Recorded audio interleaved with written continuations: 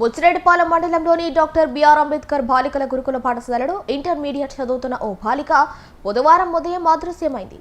ఊరు చివర గట్టి బందోబస్తు నిఘా కెమెరాల మధ్య ఏర్పాటు చేసిన గురుకుల పాఠశాలలో బాలిక అదృశ్యంపై తల్లిదండ్రులు ఆగ్రహం వ్యక్తపరుస్తున్నారు. నిఘా కెమెరాలపై సిబ్బందిని అడగగా 16 సీసీ కెమెరాలు పనిచేయటం లేదని సమాధానమిచ్చారు. మధ్యాహ్నం వరకు బాలిక అదృశ్యంపై తల్లిదండ్రులకు సైతం సమాచారం ఇవ్వకుండా మధ్యాహ్నం సమాచారం ఇచ్చి బుచ్చిరెడ్డిపాలెం పోలీస్ స్టేషన్లో ఫిర్యాదు చేశారు. ఫిర్యాదు చేసిన గంట సమయంలోనే బాలిక కనిపించిందంటూ సమాచారం రావడంతో సిబ్బంది గురుకుల పాఠశాల వద్దకు చేరుకుని ఊపిరి పీల్చుకున్నారు.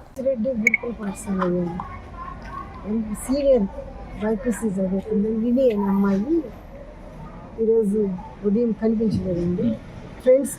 అమ్మాయి ఫ్రెండ్స్ చెప్పడం అయితే వాళ్ళ నాన్న ఈరోజు వస్తానని చెప్పారంట. అమ్మాయికి ఒక్కటే కూతురంట.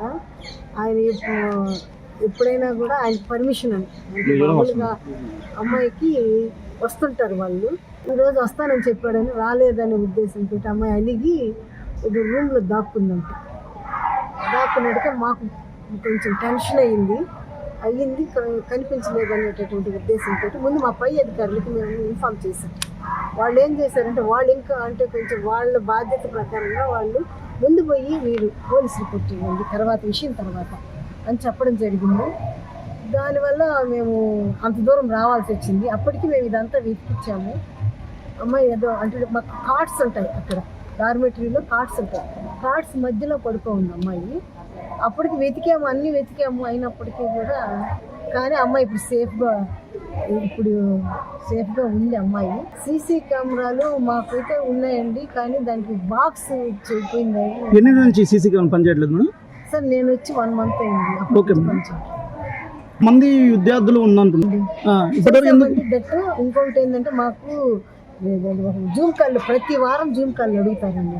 మా దగ్గర అయితే పర్సనల్ క్యాష్ అయితే ఏం ఉండదు కదండి, పర్సనల్ ఫండ్ అయితే ఉండదు కదా.